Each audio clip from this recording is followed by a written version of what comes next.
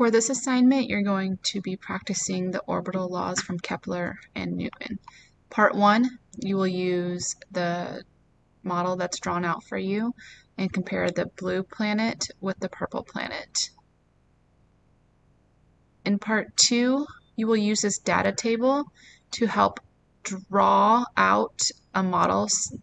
You can reference the Part 1 for an example of a model.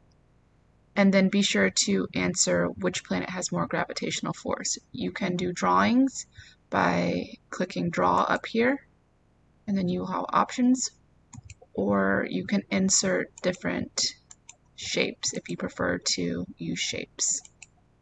Again, the draw feature. To exit the draw feature, you'll click on the button with the arrow.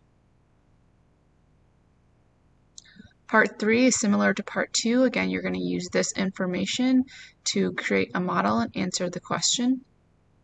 Part 4, it's true or false. You're given 4 statements. Identify if those statements are true or false, and then explain your reasoning in column 3.